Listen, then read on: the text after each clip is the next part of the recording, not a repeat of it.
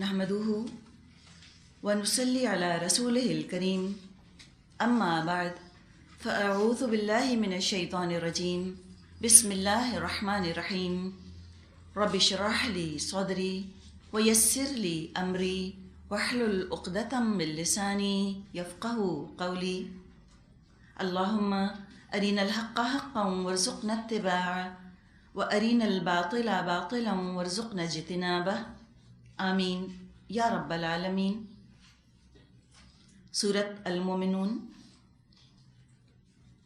मक्की सूरत है, 6 रुकू हैं और 118 इसकी आयात हैं। मुस्नद अहमद में उमर फ़ारूक रदियल्लाहु अन्हु की रिवायत मौजूद है। उन्होंने फरमाया कि नबी अकरम सल्लल्लाहु अलैहि वसल्लम पर जब वही नाजिल होती थी तो पास वालों के कान में ऐसी भिनभिनाहट होती जैसे शहद की मक्खियों की आवाज़ होती है। एक बजिंग साउंड हुआ करती थी। एक रोज़ आपके पास ऐसी ही आवाज़ सुनी गई। ये जो बजिंग साउंड है, इसको अगर आज हम समझना चाहें, जैसे कोई कैसेट तेज़ी के साथ फॉरवर्ड होता है या कैसेट रिवाइंड होता है, एक ख़ास तरह की आवाज़ आती है ना, वर्लिंग सी साउंड आती है। इससे मिलती जुलती आवाज़ का जिक्र किया जा रहा है।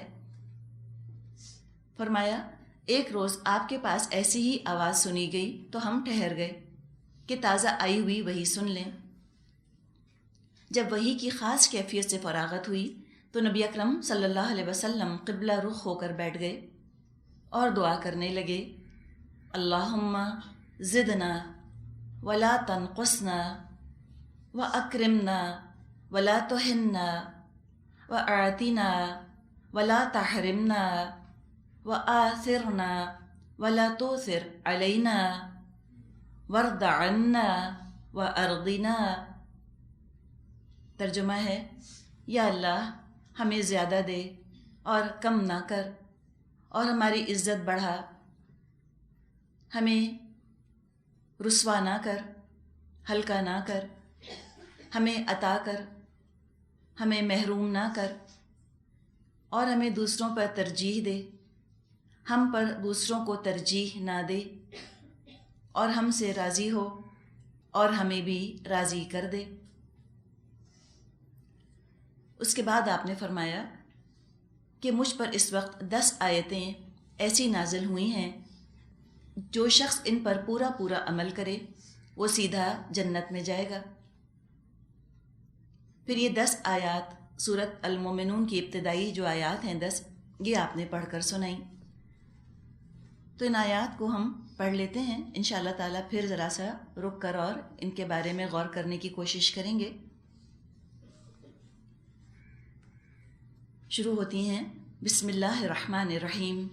क़द अफ़लहल मुअमिनून अल्लज़ीना हुम फ़ी सलातिहिम ख़ाशिऊन वल्लज़ीना हुम अनिल लग़्वी मुअरिदून वल्लज़ीना हुम लिज़्ज़काति फ़ाइलून वल्लज़ीना हुम लिफ़ुरूजिहिम हाफ़िज़ून इल्ला अला अज़वाजिहिम औ मा मलकत अयमानुहुम फ़इन्नहुम गैरु मलूमीन फ़मन इब्तग़ा वराअ ज़ालिक फ़उलाइक हुमुल आदून वल्लज़ीना हुम लिअमानातिहिम व अहदिहिम राऊन वल्लज़ीना हुम अला सलावातिहिम युहाफ़िज़ून उलाइक हुमुल वारिसून अल्लज़ीना यरिसूनल फ़िरदौस हुम फ़ीहा ख़ालिदून।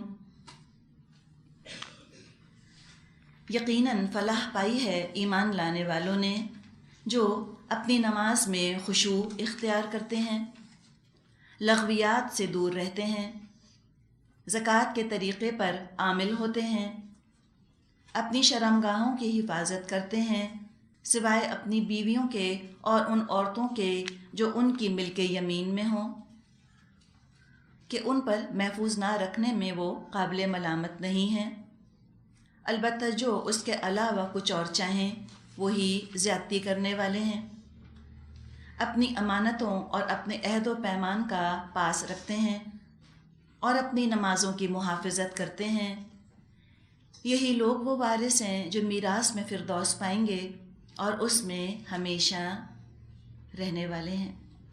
سب سے پہلے تو ہم دعا کرتے ہیں کہ اللہم ربنا جعلنا منہم، کہ اللہ میں ان لوگوں میں شامل فرما لے۔ اللہ یہ صفات ہمارے اندر پیدا فرما دے۔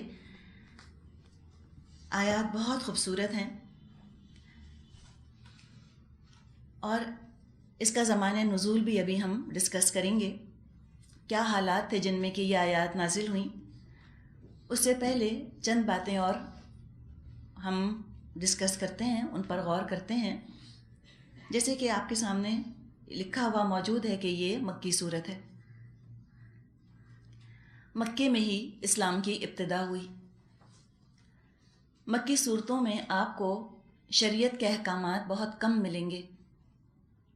حج کے بارے میں کوئی حکم نہیں اور روزوں کے بارے میں کوئی حکم نہیں، نماز اور زکوٰۃ کا بھی باقاعدہ نظام قائم نہیں ہوا تھا، 5 وقت کی نمازیں مسلمانوں پہ فرض ابھی نہیں ہوئی تھیں، زکوٰۃ کا بھی باقاعدہ نظام قائم نہیں ہوا تھا کہ 2.5% زکوٰۃ لی جائے گی، نصاب اس کا ابھی لوگوں کے سامنے نہ آیا تھا۔ شریعت کی تمام احکامات مدینے جا کر مسلمانوں کو دیے گئے، اس لیے کہ وہاں جا کر وہ ایک معاشرے کی تعمیر کر رہے تھے۔ انہوں نے اسلامی معاشرے کی تعمیر کی اور انہوں نے اسلامی نظام کو نافذ کیا، حکومت اسلامی بنائی گئی مدینے جا کر۔ اب پہلے کس چیز کی تعمیر ہوئی، اس کو تھوڑا سا ماڈرن میں دیکھتے ہیں۔ کیا مزاج ہے اسلام کا، کن چیزوں کی پہلے بات کی گئی، اس کے بعد کس چیز کی بات کی گئی، پھر کس چیز کو فوکس میں لایا گیا، یہ ہم دیکھ لیتے ہیں۔ اور یہ ہمارے لیے دیکھنا اس لیے ضروری ہے تاکہ ہم سبق حاصل کریں اور ہم اپنے آپ کو بتا سکیں، تیار کر سکیں کہ ابھی ہمارے کرنے کا کام کیا ہے۔ سب سے پہلے تو یہ بات ہمارے ذہنوں میں رہے کہ مکے میں جو احکامات آئے وہ مختلف تھے اور جو مدینے میں احکامات آئے وہ مختلف تھے۔ وجہ بتا دی، مدینے میں شریعت جو آئی وہ حکومت بنانے کے لیے تھی، معاشرہ بنانے کے لیے تھی۔ جب تک مسلمان مکے میں تھے، مکے میں تو اسلام کی ابتدا ہوئی۔ یوں سمجھیں کہ جو مسلمانوں کا دین جس کو کہ ہم فالو کرتے ہیں، اس کی تو پیدائش مکے میں ہوئی۔ جب مکے میں اسلام آیا، شروع کا دور تھا، اس میں فردن فردن لوگ مسلمان ہو رہے تھے، اکا دکا انڈیویجولی کنورٹ ہو رہے تھے۔ ابھی تو نظام بننے کے دور دور امکانات نہیں تھے، اسلامی معاشرہ بننے کے تو دور دور امکانات نہیں تھے، کوئی تیار بھی نہیں تھا اسلام کی بات سننے پہ، کسی کا ذہن بھی آمادہ نہیں تھا۔ نظام تو بہت دور کی چیز تھی اور تیار ہونا تو بہت دور کی بات، شدت کی مخالفت تھی، ایکسٹریم اپوزیشن۔ اور یہ اپوزیشن جو تھی یہ زبانی بھی تھی اور یہ جسمانی بھی تھی، انہیں زبان سے بھی برا بھلا کہہ رہے تھے اور جسمانی تشدد پر بھی کفار آمادہ ہو گئے تھے۔ تو کوئی نیوٹرل فضا بھی نہیں تھی مکے کی، بلکہ انتہائی مخالفت تھی، شدت کی اپوزیشن تھی مکے کے دور میں، خاص طور پہ جب اسلام کی ابتدا ہوئی تب بھی مخالفت تھی، ابتدا میں بھی، اور جب یہ دعوت آگے بڑھتی گئی مخالفت بھی شدت پکڑتی چلی گئی۔ حالات اتنے مشکل تھے، ماحول اتنا مخالف تھا کہ اسلام پر چلنا بہت مشکل تھا۔ اسلام کی تعلیمات مشکل نہیں تھیں، ان پر عمل مشکل تھا، اس لیے کہ کسی بھی نظام کو چلانے کے لیے سپورٹ سسٹم چاہیے ہوتا ہے۔ جب سپورٹ سسٹم وہاں پر مہیا نہیں ہوتا تو سیدھی سادی چیز بھی بہت بھاری، بہت مشکل ہو جاتی ہے۔ دین تو آسان ہے لیکن اس کو چلانے والے، قبول کرنے والے موجود نہ تھے۔ اگر اس دور میں شریعت کے احکامات دے دیے جاتے بے فائدہ ہوتے، اس لیے کہ اجتماعیت تھی ہی نہیں، اجتماعیت کا وجود ہی نہیں تھا۔ ابھی تو انفرادیت پر بات کرنی تھی، فرد مسلمان ہو رہے تھے، انڈیویجولز۔ تو لہٰذا ہم دیکھتے ہیں کہ مکی دور میں جو احکامات آئے ہیں وہ اخلاقی احکامات ہیں، اخلاقی تعلیمات ہیں۔ تعمیر حکومت تو بعد میں ہوگی، جب اجتماعیت آ جائے گی، سب سے پہلے جب انسانوں سے بات ہو، انڈیویجول انسانوں سے، تو ان کی تعمیر سیرت اور تعمیر کردار اور تعمیر اخلاق کی بات زیادہ اہم ہوتی ہے۔ پہلے افراد کی تعمیر، ہیومن ریسورس تیار کرنا، یہ جو ایک دو اسلام پر، نبی اکرم صلی اللہ علیہ وسلم کی تعلیمات پر ایمان لا رہے ہیں، اب ان کو کیا کرنا ہے ایز آف ناؤ، ابھی فوراً ان کو کیا کام کرنا چاہیے؟ تو ہم دیکھتے ہیں کہ سب سے پہلے مسلمانوں کو اخلاقی تعلیمات دی گئیں۔ سب سے پہلے تعمیر سیرت، تعمیر کردار، افراد تیار کیے گئے، اور افراد کا بھی مورل فائبر مضبوط کیا گیا، ان کی مورالٹی کو مضبوط کیا گیا۔ جو یہاں پر احکامات ہم پڑھیں گے، جو آیات ہم پڑھیں گے سورۃ المومنون میں، یہ 11 آیات ہم نے پڑھی ہیں، جن میں کہ 6 احکامات، ہم 6 ہدایات پڑھیں گے، ان سب کا تعلق فطرت سے ہے انسان کی۔ سب سے پہلے انسانوں کی فطرت کو اسلام نے ابھارا، انسان کی فطرت کو درست کیا، جو اس کے فطری تقاضے ہیں، اس کی نیچر کے اندر جو اچھائیاں ایمبیڈڈ ہیں، ان کو نکھارا، ان کو ابھارا۔ اگر فطرت ہی کسی کی مسخ ہو چکی ہے، اب وہ آگے شریعت کے احکامات کو نہیں سنبھال پائے گا۔ شریعت کو جو سنبھالتے ہیں اس کے لیے ان کو پہلے تیاری کرائی جاتی ہے، اور شریعت کو سنبھالنے کے لیے پہلے اپنا مورل فائبر مضبوط ہونا بہت ضروری ہے، اور اپنی فطرت کا اجاگر ہونا، اس کو صحیح مقام پر لے کر آنا، یہ سب سے اہم ایکسرسائز ہے، اور یہی ایکسرسائز ہے جو کہ مسلمانوں سے کروائی گئی، تعمیر سیرت، تعمیر کردار۔ اور یہ وہ کام ہے جو فرداً ہر شخص خود کر سکتا ہے۔ دلچسپ بات یہ ہے کہ جو شریعت کے احکامات ہیں، جو کہ یوں سمجھیں کہ حکومت کی سطح پر یا گلوبل لیول پر جو نافذ ہوتے ہیں، اس کے لیے ایک ریکوائرمنٹ ہے، اور وہ ریکوائرمنٹ ہے آسانی۔ جتنی آسانی ہوگی ماحول میں، اتنی ہی آسانی سے شریعت کے احکامات اس ہائیسٹ لیول پر نافذ ہوتے چلے جائیں گے۔ سمجھ آئیے آپ کو یہ بات؟ یہ بہت امپورٹنٹ ہے، اس کو اچھی طرح سمجھیں کہ ملک کی سطح پر شریعت کو نافذ کرنے کے لیے یسر چاہیے ہوتا ہے، آسانی۔ ایک طرح سے آٹومیٹکلی وہ چیزیں امپلیمنٹ ہوتی چلی جاتی ہیں اور بہت تیزی کے ساتھ ہوتی ہیں۔ لیکن جہاں تک تعمیر سیرت کا، تعمیر کردار کا تعلق ہے، اس کے لیے ایک ریکوائرمنٹ ہے، اس کی ایک ضرورت ہے، اور وہ ہے حالات کی تنگی۔ جتنے حالات مشکل ہوں گے، جتنے حالات تنگ ہوں گے، اتنی پختہ تعمیر کردار، اتنی پختہ تعمیر سیرت ہوگی۔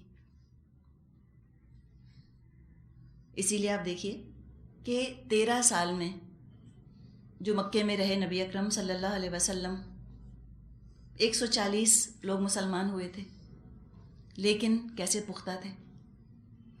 تو کردار کو تعمیر کرنے میں آپ کو اتنا ٹائم لگا۔ اس کے بعد یہ دیکھیں، پہلے 13 سال جس میں کہ آپ نے افراد تیار کیے، اور اس کے بعد کے 10 سال دیکھیے مدینے کے، کتنا فرق ہے۔ ان اگلے 10 سالوں میں، یعنی ہجرت کے بعد تو اسلام اتنی تیزی کے ساتھ پھیلا، نہ صرف وہ پورے عرب میں نافذ ہو گیا، بلکہ عرب کی سرحدوں سے نکل کر عجم کی طرف بھی بڑھنا شروع ہو گیا، روم کی طرف بھی، ایران کی طرف بھی آپ نے اپنے پیغامبر، یعنی آپ نے اپنے ایلچی بھیجے، اور دور دور تک اسلام پھیلتا چلا گیا، اور بہت تیزی کے ساتھ پھیلا، بہت آسانی کے ساتھ پھیلا۔ اس میں آسانی تھی، لیکن یہاں دشواری تھی۔ آج اگر ہم اپنے آپ کو دیکھیں اور آج کے اسلام کو ہم دیکھیں، تو بتائیے اسلام مدنی دور والا نظر آتا ہے یا اسلام مکی دور والا نظر آتا ہے؟ مکی دور کا اسلام نظر آتا ہے۔ اگر دیکھا جائے تو ہم ایک طرح سے مکی دور میں رہ رہے ہیں۔ کس طرح سے؟ اس طرح سے کہ اسلام آج پھر لوگوں کے لیے بہت اجنبی ہے، خود مسلمانوں کے لیے اجنبی ہے، اور اسلام کے خلاف شدت کا پروپیگنڈا ہے، اسلام کا پرسیکیوشن ہے، اسلام پہ چلنے والوں کو ستایا جا رہا ہے، زبانی کلامی بھی ستایا جا رہا ہے اور ان کے خلاف باقاعدہ ہتھیاروں سے جنگیں بھی کی جا رہی ہیں، اور اسلام سے لوگوں کو بدظن بھی کیا جا رہا ہے۔ تو یہ تمام فیکٹرز وہی جمع ہو گئے ہیں جو کہ مکی دور والے ہیں۔ مسلمان ہوتے ہوئے اسلام پر چلنا بہت دشوار ہے، کوئی شک نہیں۔ باپ دادا مسلمان، گھر والے مسلمان، ہم خود مسلمان، ہم مسلمان معاشرے میں رہنے والے، مسلمان ملک میں رہنے والے، لیکن اپنے گھروں میں اسلام نافذ کرنا آسان کام نہیں ہے۔ چھوٹی چھوٹی چیزوں میں مخالفتیں برداشت کرنی پڑتی ہیں، اعتراضات اٹھانے پڑتے ہیں، رشتے ناطے کٹنے کی دھمکیاں ملتی ہیں، ایموشنل بلیک میل ہوتا ہے، ذہنی دباؤ ڈالا جاتا ہے۔ یہ ہم سب کی کہانی نہیں، گھر گھر جو آج اسلام کا نام لے کر کھڑا ہوتا ہے اور وہ کہتا ہے کہ ادخلوا فی السلم کافۃ، اسلام میں تم پورے کے پورے داخل ہو جاؤ، اس کو مخالفت برداشت کرنی پڑتی ہے، کوئی شک نہیں۔ تو آج ہم جب گھروں کے اندر اپنے نظام نہیں بنا پا رہے اسلام کے مطابق، تو ہم حکومت کی بات کس منہ سے کر سکتے ہیں؟ جب اپنے ملک میں ہی اسلامی نظام نافذ نہیں ہے تو ہم پھر گلوبل لیول پر اسلام کی بات کس منہ سے کر سکتے ہیں؟ اس کو یوں مثال سے آپ سمجھیے کہ ایک شخص ہے اور وہ پہاڑ پہ چڑھنا چاہتا ہے، اور اب وہ پہاڑ کی چوٹی کو دیکھ رہا ہے اور وہ یہ پلان بناتا ہے کہ میں پہاڑ کی چوٹی پر ایک چھلانگ میں کیسے چڑھ جاؤں۔ تو کیا کرے گا؟ ساری زندگی کھڑا سوچتا ہی رہے گا۔ ناممکن سوچا نا اس نے، امپاسبلٹی سوچی ہے، پہاڑ کی چوٹی پر وہ ایک چھلانگ میں نہیں چڑھ سکتا۔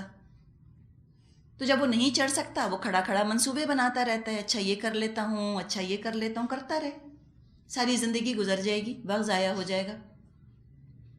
اتنے لمبے لمبے منصوبے بنانے کے بجائے قدم قدم بڑھنا شروع کرتا، پہنچ جاتا۔ تو آج ہم بھی جب اتنا ایک لافٹی آئیڈیل بنا لیتے ہیں اسلام کا کہ ہم اسلام کو پوری دنیا پر نافذ کریں گے، نظر اتنی اونچی ہم اٹھا لیتے ہیں کہ اپنے ناک کے سامنے کا جو پتھر ہے ہم اسی سے ٹھوکر کھا کے گر پڑتے ہیں۔ تو ایسا ہدف بنائے، ایسا ٹارگٹ انسان بنائے جو کہ اچیویبل ہو، جو حاصل کیا جا سکے۔ اور اسلام بڑا پریگمیٹک، بڑا پریکٹیکل دین ہے، ہر دور کے لیے ہدایات موجود ہیں۔ تو یہ جو حصہ آج ہم پڑھ رہے ہیں سورۃ المومنون کا، یہ بڑا پرٹیننٹ ہے، عملی راستہ بتایا گیا ہے ہم لوگوں کے لیے جو آج کے دور میں ہم رہ رہے ہیں، اور جس طرح اسلام کو ہم دبا ہوا، گرا ہوا، مس انڈرسٹوڈ اور مظلوم دیکھ رہے ہیں۔ ہر دنیا کی بھلائی سے اسلام کو آج محروم کر دیا گیا ہے۔ تو اب ہم کیا کریں؟ ہم ایک ٹارگٹ بنائیں جو کہ ہم حاصل کر سکیں، ایسا ہدف بنائیں زندگی کا جو حاصل ہو سکے۔ اور ہدف بنانا بہت ضروری ہے، بے ہدف زندگیاں بیکار زندگی۔ انسان ہدف بنا لے اپنی زندگی کا اور اس کے لحاظ سے اپنی پرائیورٹیز کو، اپنی ترجیحات کو ارینج کر لے۔ سورہ حج میں بھی ابھی ہم نے پڑھا ہے ٹارگٹ کے بارے میں کہ اللہ کو تم اپنا ہدف بناؤ، اللہ کو حاصل کرنے کی کوشش کرو۔ جو اللہ سے کمتر ہدف بناتے ہیں، اللہ سے کمتر اپنی زندگیوں کا مقصد جس نے بنا لیا کسی چیز کو، تو اس کے بارے میں تو فرمایا کہ ضعف الطالب والمطلوب، بہت کمزور طالب بھی اور بہت کمزور ہے مطلوب بھی، گھٹیا ہے، بیکار ہے۔ اب اللہ کو اگر ہدف بنایا ہے تب زندگی میں ترجیحات، پرائیورٹیز کیا ہونی چاہیے؟ تو یہاں پر چند خصوصیات کا ذکر ہے کہ ان چیزوں کو اپنے اندر انکلکیٹ کرو، ان چیزوں کو اپنے اندر تم انگرین کرو، ان کو اپنے اندر پیدا کرو اور موقت کرو۔ یہ ہیں، آلریڈی موجود ہیں، لیکن برا ماحول، خراب ماحول، کفر کا نظام، شرک کا چرچا جب معاشرے میں ہو جاتا ہے تو انسان کی فطرت کے تقاضے دبنے لگتے ہیں۔ یہ آپ اچھی طرح یاد رکھیں، جتنے زیادہ کافرانہ ماحول میں کوئی رہ رہا ہوگا اتنا زیادہ فطرت کے تقاضوں سے دور ہوگا، اور جتنا زیادہ اسلام کے ماحول میں رہ رہا ہوگا اتنا وہ فطرت کے تقاضوں سے قریب ہوگا، کلوز ٹو نیچر۔ اس لیے کہ اسلام ہے ہی دین فطرت۔ اور کفر کیا ہے؟ کفر کا مطلب ہوتا ہے کور کر دینا، ڈھانک دینا۔ کفر یہی تو کرتا ہے، کفر دراصل انسان کی فطرت پر پردے ڈال دیتا ہے، بعض دفعہ عقل کا، بعض دفعہ ریشنلزم کا، پھر بعض دفعہ لاجک کا، اور کبھی مجبوری کا، اور کبھی روایت کا، اور کبھی ٹرینڈز کا، اور کبھی سوشل پریشر کا۔ ایک کے اوپر ایک پردہ، ایک کے اوپر ایک پردہ انسان کی فطرت پہ آتا چلا جاتا ہے، اور خلاف فطرت باتیں انسان کرنا شروع کر دیتا ہے. کیوں؟ اس لیے کہ رواج ہے، اس لیے کہ لوگ کہتے ہیں. اور رواج کتنا بھی ظالمانہ ہو، کتنا بھی عقل میں نہ آنے والا ہو، کتنا بھی ریڈیکولس، کتنا بھی کریزی رواج ہو، وہ اس لیے نبھایا جاتا ہے چونکہ رواج ہے.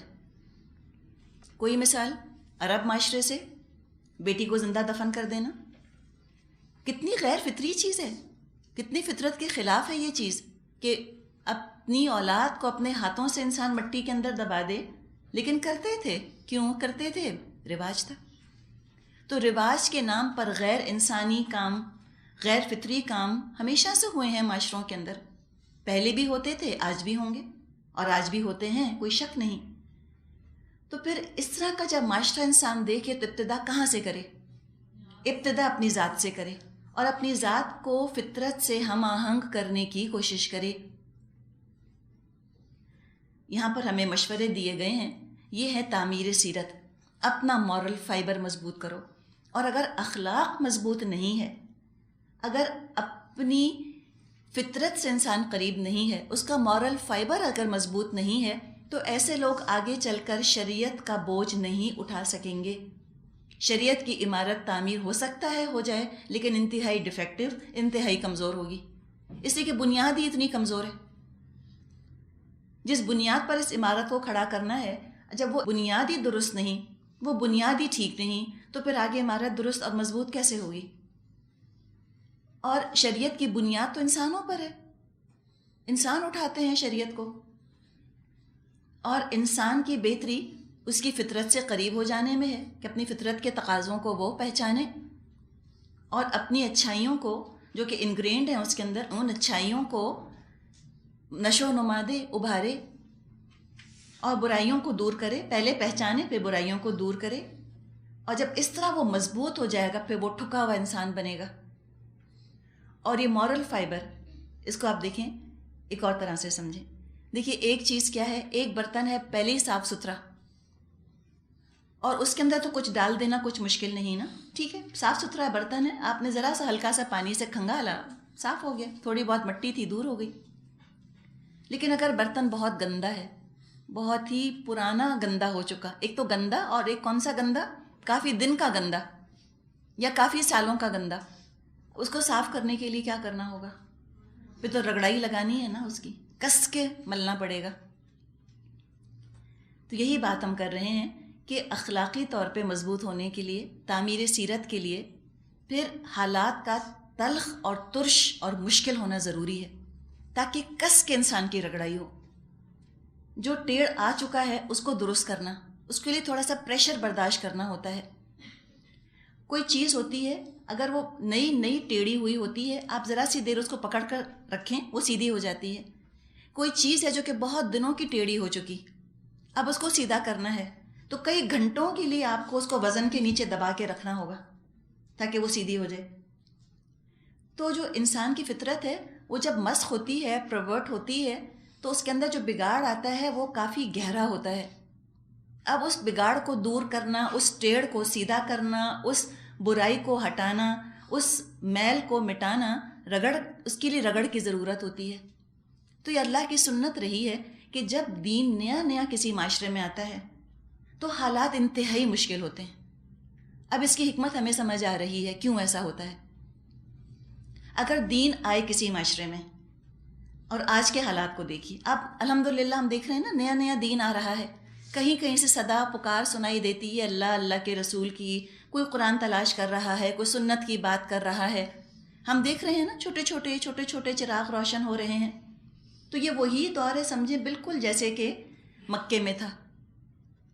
ستارے اس طرح جگمگانا شروع ہو رہے ہیں، چراغ روشن ہو رہے ہیں الحمدللہ، لیکن کہیں کہیں اکا دکا. تو جو مکے میں حالات تھے اسی طرح کے حالات اب پیدا ضرور ہوں گے اور ہو رہے ہیں، دشواری والے، مشکل والے، بہت مشکل حالات ہوں گے. اس میں کیا ہوگا؟ جب حالات اتنے مشکل ہوتے ہیں، دین پر عمل اتنا دشوار ہوتا ہے، اس کے فائدے ہی فائدے ہیں. ایک فائدہ یہ، جیسے ابھی ہم نے بات کی، کہ جو لوگ اس کے اندر داخل ہو جائیں دین کے اندر، وہ خوب اچھی طرح نکھر جاتے ہیں، چمک جاتے ہیں. اللہ تعالیٰ خوب ان کو آزماتا ہے، جیسے کہ سورہ عنکبوت میں آتا ہے احسب الناس ان یترکوا ان یقولوا آمنا وہم لا یفتنون، کیا لوگوں نے سوچا تھا کہ وہ یوں ہی چھوڑ دیے جائیں گے یہ کہنے پر کہ ہم ایمان لائے، ان کو آزمایا نہ جائے گا؟ اللہ تو ضرور آزمائے گا، جیسے کہ کندن کو رگڑا جاتا ہے، خالص کر دیا جاتا ہے، تو ایمان والوں میں سے کمزوریاں نکل جاتی ہیں، یہ بڑا فائدہ ہوتا ہے، ایسی ان کی رگڑ لگتی ہے، اور جو کمزور ہوتے ہیں، کمزور ایمان والوں سے اسلام پاک ہو جاتا ہے۔ جو کمزور ایمان والے ہوتے ہیں، جو یہ پریشر برداشت نہیں کر سکتے، کمپرومائز کے راستے تلاش کرتے ہیں، وہ اسلام سے دور ہٹ جاتے ہیں، تو پھر کیا ہوتا ہے؟ اسٹرینتھ والے مضبوط خالص لوگ بچ جاتے ہیں، اور اللہ تعالیٰ دیکھتا ہے کوالٹی، اللہ کو تو کوانٹٹی سے کوئی مطلب نہیں، مومن تولا جاتا ہے، مومن گنا نہیں جاتا، اللہ کو ہیڈ کاؤنٹ سے کچھ مطلب نہیں۔ ہم نے پڑھا ہے قرآن میں کم من فئۃ قلیلۃ غلبت فئۃ کثیرۃ باذن اللہ، کتنی دفعہ ایسا ہوا چھوٹی سی تعداد بہت بڑی تعداد پر غالب آ گئی اللہ کی اذن سے، اللہ کی اجازت سے، اس لیے کہ مومن تو تلتا ہے، اللہ تو دلوں کا حال دیکھتا ہے، دل بتاؤ کتنا پیارا کتنا صاف ہے تمہارا، اور چند بھی لوگ ہوں، تھوڑے بھی لوگ ہوں تعداد میں ایسے صاف ہوئے ہوئے نکھرے ہوئے لوگ، وہ بڑے بڑے کام کر جاتے ہیں۔ تو اسلام کو تو آرگنائزڈ لوگ چاہیے، اسلام کو موب نہیں چاہیے، اسلام کو جماعت چاہیے، اسلام کو بھیڑ نہیں چاہیے، بھیڑ تو جانوروں کی ہوتی ہے، گلہ نہیں چاہیے جانوروں کا، انسانوں کی جماعت چاہیے، منظم، ڈسپلنڈ، جڑی ہوئی، ویل ٹرینڈ، ان کا مورل فائبر مضبوط۔ ایسے لوگ 140 تھے مکے کے اندر، آپ دیکھیں وہ جو 140 مکے میں مسلمان تھے، وہ آج کے 1.3 بلین مسلمانوں پر بھاری نہ ہوں گے؟ ہوں گے کہ نہیں ہوں گے؟ وہ 140 تو بہت بڑی تعداد ہے، ان میں سے 2 بھی آ جائیں تو ہم سب کا ایمان ایک طرف اور وہ ایک طرف، تو کس چیز نے ان کے ایمان کو اتنا پختہ کیا؟ 2 چیزیں ہوتی ہیں، ایک ہوتا ہے بہترین لیڈرشپ کا ہونا، یہ بھی اللہ کی دین ہے، یہ ہم خود اپنے لیے پرووائڈ کر نہیں سکتے۔ نبی اکرم صلی اللہ علیہ وسلم امیزنگ لیڈر تھے، لیڈنگ فرام دا فرنٹ، تو یہ چیز تو لیکن ہمارے اختیار میں نہیں، جب اللہ چاہے گا پرووائڈ کر دے گا، مہیا کر دے گا۔ اور دوسری چیز آزمائشوں کا ہونا، یہ تو ہے نا، آزمائشیں تو ہیں، اب ان آزمائشوں کی بٹی سے جو گزر جائے اس کا مورل فائبر پختہ ہو جائے گا۔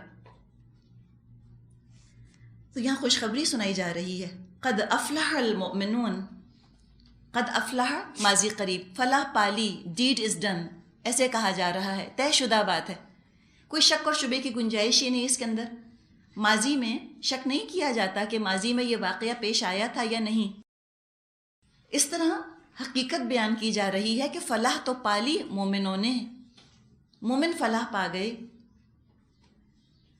اور ان کا ذکر کیا گیا کہ مومنوں کی صفات جو ہیں وہ کیا کیا ہوتی ہیں۔ فلاح کا جو لفظ ہے عربی زبان میں اس کے معنی ہوتے ہیں مکمل کامیابی، ہر مراد پوری ہو جائے، ہر تکلیف دور ہو جائے۔ عربی شاعری میں اس سے مراد دنیاوی کامیابی کا ملنا ہے، ultimate success of the world, کامیابی ہے، خوشحالی ہے، محنت ٹھکانے لگ گئی، عزت میں وقار میں اضافہ ہو گیا، خاندان میں بلند مقام حاصل ہو گیا، سوشلی نہ صرف انسان ایکسیپٹیبل ہو بلکہ ایلیٹ ہو جائے، ہاتھوں ہاتھ لیا جائے، معاشرتی طور پہ اس کی بڑی آؤ بھگت ہو، بڑا اونچا مقام ہو معاشرے میں، اس کو ایلیٹ ہے، وہ جس کو یہ سب کچھ حاصل ہو جائے اس کو کہا جاتا ہے کہ اس نے تو فلاح پا لی۔ اب اس ڈیفینیشن کو آپ ذہن میں رکھیے اور خوشخبری کو دیکھیے کہ یہ فلاح کی خوشخبری دی جا رہی ہے اس مکی دور میں مومنوں کو کہ فلاح تو پالی مومنوں نے، لیکن اگر اس معیار کو سامنے رکھ کر ہم دیکھیں تو حقیقت تو بالکل برعکس تھی جب یہ آیات نازل ہوئیں۔ اس دور میں جو کہ مکہ کا یہ دور تھا، اس میں تو جو ایمان لاتا تھا اس کے پاس اگر دولت ہوتی تھی تو بھی چلی جاتی تھی، عزت ہوتی تھی اس سے بھی ہاتھ دھو بیٹھتا تھا، مٹھی بھر لوگ اس وقت تک ایمان لائے تھے، اور جو ایمان لایا وہ تو دنیاوی خیر سے محروم ہوتا چلا گیا۔ نبی اکرم صلی اللہ علیہ وسلم نے اللہ کی وحی لوگوں کے سامنے پیش کی، آپ کی بیٹیوں کو طلاق ہو گئی، آپ کے بیٹوں کا انتقال ہو گیا، آپ نے ساری دولت اللہ کی راہ میں دے دی، آپ کے پاس تو کچھ بھی نہ بچا۔ فلاح تو پائی تھی امیہ بن خلف نے، ابو جہل نے، فلاح تو ان کو لگ رہی تھی کہ ان کو مل گئی ہے، اور یہ ابو جہل امیہ بن خلف یہ تو زبردست مخالف تھے اسلام کے، جتنی شدت کی مخالفت کر رہے تھے اتنے ہی ان کے کاروبار چمک رہے تھے، دولت کی ریل پیل تھی، ان کی اولاد خوشحال تھی، زندہ تھی، نہ صرف خوشحال اور زندہ بلکہ فرما بردار۔ ولید بن مغیرہ کے بارے میں آتا ہے قرآن میں والبنین شہودا، اس کے 10 بیٹے تھے، کہا جاتا ہے ولید بن مغیرہ کے 10 بیٹے تھے جو اس کے پاس حاضر رہتے تھے، یعنی ایسی اولاد نہیں تھی جو چھوڑ چھاڑ کر ماں باپ کو ادھر ادھر جا کر بس گئی ہو، نہیں، پاس رہنے والے بچے، پاس رہنے والے بیٹے تھے۔ اور دوسری طرف ایمان والوں کو اگر دیکھیں، مومنوں کو دیکھیں، اکثر تو پہلے ہی غریب تھے، اور جو چند کھاتے پیتے گھرانے کے تھے ان کو بھی قوم کی مخالفت نے بدحال کر دیا تھا۔ ابو بکر اپنے معاشرے میں بڑا اونچا مقام رکھتے تھے، اسلام لانے سے پہلے وہ خون بہا کے اور دیت کے فیصلے کیا کرتے تھے، بلڈ منی کا ڈیسیشن دیا کرتے تھے، اور آپ سوچئے کہ قبائلی نظام میں یہ فیصلہ کتنا حساس ہوتا ہوگا، لیکن یہ فیصلے کرتے تھے، اتنی ان کی عزت تھی۔ لیکن جب وہ اسلام لائے، جب نبی اکرم صلی اللہ علیہ وسلم کی پکار پر لبیک کیا، جب وہ مومن ہو گئے، ایک دفعہ لوگوں نے اتنا مارا ان کو کہ مردہ سمجھ کر وہ گھر چھوڑ کر چلے گئے۔ عائشہ اور ان کی بہن جو ہیں اسما رضی اللہ عنہا، وہ فرماتی ہیں کہ ہم اپنے والد کے جس بال کو ہاتھ لگاتے تھے ہمارے ہاتھ کے ساتھ وہ نکلا چلا آتا تھا، کہاں آنکھ ہے اور کہاں ناک ہے کچھ پتہ نہ چلتا تھا، اتنا ان کو مارا گیا تھا۔ اب سوچیں نا کہ مردہ سمجھ کے وہ چھوڑ کر پھر گئے تھے، اب مارنے کے بعد یہ حال کیا، اتنی ذلت، اتنی بے عزتی، اتنی تکلیف۔ نبی اکرم صلی اللہ علیہ وسلم جن کو صادق اور امین کہتے، ان کی زبان نہیں تھکتی تھی، ایسے لوگوں کی آنکھوں کے تارے، اب ان کو وہ جھوٹا کہنے لگ گئے، کاذب اور مجنون، پاگل، اور ان کے راستے میں کانٹے بچھانے لگ گئے، یہ حال کر دیا، ساری عزت ختم ہو کے رہ گئی۔ تو یہ ایمان والوں کا حال تھا، ان کی تو اپنی حالت پکار پکار کر کہہ رہی تھی کہ یہ ہے خسارہ پانے والے، یہ جو ایمان لائے ہیں، ان کے ایمان نے تو ان کے نقصان ہی میں اضافہ کیا، کوئی فائدہ ان کو نہ ملا۔ اب یہ بتائیے ایمان کے ساتھ یہ حالات کیوں آئے؟ کوئی ایمان لایا رب کی خاطر، اللہ کی خاطر، تو ایمان کو تو برکت لے کر آنا چاہیے۔ جب انسان کہے کہ ہم اللہ کی بات مانیں گے اور اللہ اور رسول کے خلاف جو چیز ہو رہی ہے ہم اس کو نہیں مانیں گے، اس کی تو خاندان میں اور زیادہ عزت ہو جانی چاہیے، اس کے تو سارے کام سنور جانے چاہیے، بچوں کی شادیاں بہترین جگہ ہو جانی چاہیے، شوہر کو بہت محبت کرنے والا ہو جانا چاہیے، دولت میں اضافہ ہونا چاہیے، اس لیے کہ حلال کما رہا ہے، اس نے تو حرام بھی چھوڑ دیا۔ تو یہ کیوں نہیں ہوتا؟ الٹا کیوں ہو جاتا ہے؟ کیوں آتی ہے آزمائش؟ وہ تو پہلے بیچارہ ڈرا ہوا ہے۔ ایمان کو پختہ کرنے کے لیے کہنا کتنا آسان ہے نا، زبان سے کہنا کتنا آسان ہے، لیکن جب ہم پہ آزمائش آتی ہم کہتے ہیں کہ یہ کہاں سے آ گئی، یہ ہمارے پاس کہاں سے آ گئی۔ آزمائشیں تو نہیں آنی چاہیے، برکت ہی برکت ہونی چاہیے۔ لوگ بعض دفعہ کہتے ہیں کیا فائدہ ہوا تمہارا قرآن پڑھنے کا، اتنی تو مشکلات تم پر آ رہی ہیں۔ تو یہ دراصل اللہ تعالیٰ ہمارے دلوں کو پاک کر رہا ہوتا ہے نا، تطہیر دلوں کی بڑی ضروری ہے۔ دیکھیے مورل فائبر جس کی ہم بات کر رہے ہیں، یہ کیسے مضبوط ہوگا؟ اخلاقی حس انسان کی جو فطرت کے تقاضے ہیں وہ کیسے اجاگر ہوں گے؟ جب تک دل پاک نہیں ہوگا یہ چیزیں نہیں آ سکتی۔ دل کی تطہیر سب سے زیادہ ضروری ہے۔ اللہ تعالیٰ آزمائشیں ڈالتا ہے تاکہ دلوں سے دولت کی محبت، دنیا کی محبت، رشتہ داروں کی حد سے بڑی بھی محبت، اولاد کی دولت کی محبت نکلے۔ اس نے جب تک جڑیں جمائی ہوئی ہوں گی دل کے اندر تو یہ اللہ کی محبت کی گنجائش ہی نہیں رہتی۔ جو بھی دل کے اندر پوٹینشیل ہے وہ سارا ان مختلف محبتوں کے اندر جا رہا ہوتا ہے، تو اللہ کی محبت پنپنے ہی نہیں پاتی۔ جب رشتہ داروں کی طرف سے یا دنیا کی طرف سے یا اولاد کی طرف سے مشکل آتی ہے، کرنچ ہم جس کو کہتے ہیں نا، کرنچ آتا ہے، اور جب دولت ہاتھ سے جاتی ہے، یہ ساری چیزیں جب دل سے نکل جاتی ہیں، اب دل پاک ہو جاتا ہے. جیسے آپ دیکھیں کوئی اسپنج ہے، اسپنج آلریڈی سیچوریٹڈ ہے پانی سے، اب اور پانی تو ایبزارب نہیں کرے گا. اگر آپ کو پانی نکالنا ہے اس اسپنج میں سے، تب کیا کرتی ہیں؟ کس کے نچوڑتی ہیں نا، پکڑ کے اچھی طرح نچوڑتی ہیں، بالکل خالی ہو جاتا ہے. تو یہ بھی اللہ تعالیٰ اسی طرح دل کا تزکیہ اسی طرح سے کرتا ہے. اتنی مشکلات آتی ہیں کہ پوری دنیا کا مزہ کرکرا ہو جاتا ہے، کوئی ویلیو نہیں بچتی اس کی. جن کے بارے میں سوچا ہوتا ہے انسان نے کہ یہ تو ساری زندگی مجھ سے محبت کریں گے، ان سب کی محبتیں واپس ہونے لگتی ہیں. وہ سب اپنے اپنی محبتیں مانگ کر لے جاتے ہیں واپس آپ سے، کہتے ہیں ہم کو ہماری محبت واپس دے دو، تم ہم کو اچھے نہیں لگتے. جب آئسولیشن میں انسان آتا ہے، اور یہ حقیقت ہے، آزمائشیں اتنا فائدہ دیتی ہیں کہ انسان تنہا ہو جاتا ہے بالکل. اور یہ تنہائی ضروری ہے اللہ سے قربت حاصل کرنے کے لیے. ہم سب تو غار حرا میں جا کے نہیں بیٹھ سکتے نا، تو ہم کیا کریں؟ یہ آزمائشیں آپ کو تنہائی فراہم کر دیں گی. چاہے آپ بھرے خاندان میں رہ رہے ہوں، آپ اجنبی محسوس کرتے ہیں، آپ کو لگتا ہے مجھے کوئی نہیں جانتا، مجھ کو کوئی نہیں سمجھتا. ایبسلیوٹ تنہائی، مکمل تنہائی کا احساس ہوتا ہے. آپ کے سگے ماں باپ، آپ کا برسوں کا شوہر، سب کی نظریں بدلی ہوئی نظر آتی ہیں. یہ آزمائش آ کے رہتی ہے مومن کے اوپر، آ کے رہتی ہے. چاہے آپ کسی جنگل میں رہ رہے ہوں، چاہے آپ بھرے گھر میں رہ رہے ہوں، اس تنہائی سے گزرنا ہوگا. اور یہ بہت قیمتی چیز ہے. اس وقت احساس نہیں ہوتا، لیکن بعد میں جب انسان سوچتا ہے تو احساس ہوتا ہے کہ کتنی قیمتی تھی نا وہ آزمائش جو آئی تھی.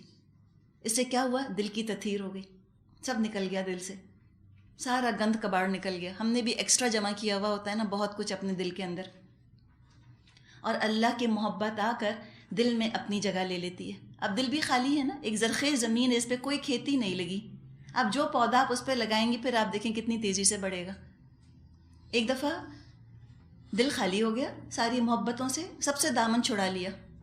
کہتے نا کہ تم روٹھے ہم چھوٹے، ٹھیک ہے تم ناراض ہو، ہم کو بھی فرصت ہے. انسان جب اس طرح تنہا ہوتا ہے، جب لوگ اس کو چھوڑتے ہیں، پھر وہ دوڑتا ہے رب کی طرف، اللہ کو ولی بناتا ہے، اللہ سے جا کے لپٹ ہی جاتا ہے انسان. فَفِرُّوا إِلَى اللَّهِ. تو جتنی آزمائش انسان پر آتی ہے اتنی تیزی سے انسان جو ہے نا وہ دین کی طرف دوڑتا ہے. یہ بھی لازم اور ملزوم ہونا چاہیے. ویکیوم مت چھوڑیں کبھی. اگر لوگ آپ کو چھوڑتے ہیں تو بجائے کہ آپ ہر وقت ان کو منانے کی فکر میں رہیں، آپ دوڑ جائیں اپنے رب کی طرف. موقع غنیمت ہے. ایک دفعہ اللہ کی محبت کا بیج پڑا اس خالی دل کے اندر، اتنا زرخیز دل، اس لیے کہ اس میں ایمان آ رہا ہے، آبیاری ہو رہی ہے. تیزی کے ساتھ وہ اللہ کی محبت کا جو بیج دل میں پڑا ہے تیزی کے ساتھ بڑھتا ہے، درخت بن جاتا ہے. اور مزے کی بات کیا ہے، اللہ کی محبت آ گئی، دل دوبارہ بس گیا، آباد ہو گیا، نیکیوں کی فصل آپ کی شروع ہو گئی. اب واپس کیا ہوتا ہے، آہستہ آہستہ جیسے کہ مائگریشن نہیں ہوتا، واپس لوگوں کی محبتیں آنا شروع ہو جاتی ہیں. ایک آتی ہے لوٹ کر، پھر دوسری آتی ہے لوٹ کر، پھر تیسری آتی ہے لوٹ کر. لیکن اب وہ محبت آپ کو کبھی دکھ نہیں دے گی انشاءاللہ. کیوں؟ اب وہ سیکنڈری ہے، ثانوی حیثیت ہے اس کی. اب اصل تو جڑ میں تو اللہ ہے. اللہ کی محبت نے جڑ پکڑ لی، درخت تو ہے اللہ کی محبت کا، اس کے نیچے نیچے باقی چھوٹے چھوٹے پھول پودے لگا لیجئے. شوہر کی محبت، خاندان کی محبت، بچوں کی، دولت کی، فلاں فلاں چیز کی، ٹھیک ہے، وہ آ کے اپنے آپ کو ری ارینج کر لیتی ہیں، لیکن وہ چھوٹی ہوتی ہیں. وہ اللہ کی محبت کے زیر سایہ رہتی ہیں، پھر وہ اللہ کی محبت سے بڑھ نہیں سکتی. کوئی محبت کا پودا ہو سکتا ہے سوکھ جائے، مرجھا جائے، اللہ کی محبت کا پودا، اللہ کی محبت کا جو درخت ہے وہ نہ سوکھتا ہے نہ مرجھاتا ہے. اس لیے کہ ہماری توجہ سب سے زیادہ اس پر برس رہی ہوتی ہے، سب سے زیادہ ہماری زندگی میں اہمیت اسی کی ہوتی ہے. اور باقی محبتیں بھی الحمدللہ موجود ہیں، ویل اینڈ گڈ، بہت اچھا ہے، لیکن اب وہ مجبوری نہیں ہوتی، اب وہ محبتیں رلانے کا سبب نہیں بنتی. اب وہ محبتیں چلی جائیں تو محرومی کا احساس نہیں ہوتا، بلکہ اب وہ ہیں تو الحمدللہ، اور نہیں بھی ہیں تو انسان غنی ہوتا ہے ان سے. یہ انسانوں سے غنی ہونا اتنا ضروری ہے اگر اللہ کو ولی بنانا ہے. تو شاید یہ بھی وجہ ہوتی ہے کہ اللہ تعالیٰ خوب اچھی طرح سے رگڑائی کرتا ہے.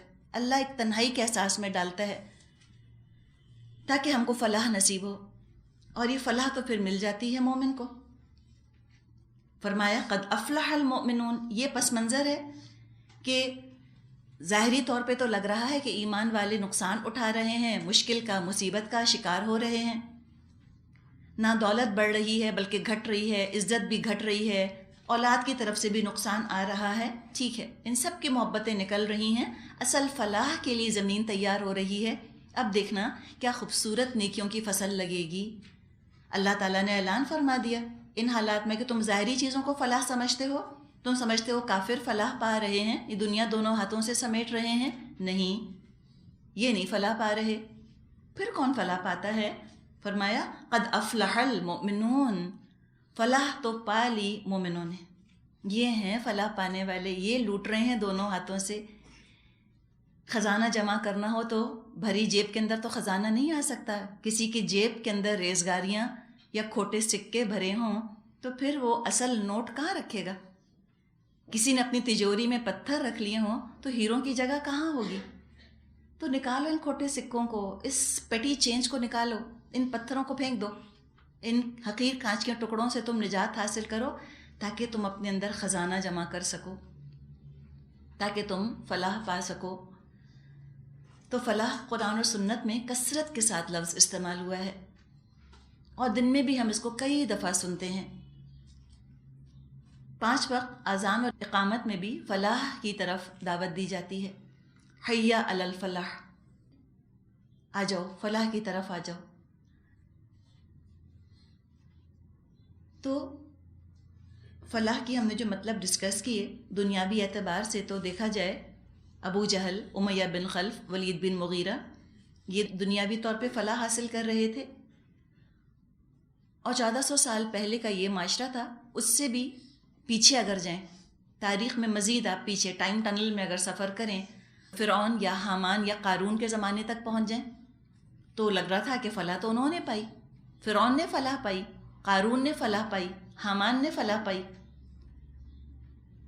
اور آج کے دور میں آ جائیے تو آج لگ رہا ہے کافر ہی تو فلاح پا رہے ہیں، انہی کے تو شہر اتنے خوبصورت صاف ستھرے ہیں، وہی تو ہنس رہے ہیں اور پہن رہے ہیں، دولت انہی کے تو پاس ہے، دنیاوی عزت انہی کے تو پاس ہے، وہ تو نماز نہیں پڑھتے، وہ تو اللہ سے محبت نہیں کرتے، وہ تو اپنی شرمگاہوں کی حفاظت نہیں کر رہے، اللہ سے کیا ہوا عہد وہ تو نہیں نبھا رہے، لیکن فلاح تو ان کی نظر آتی ہے۔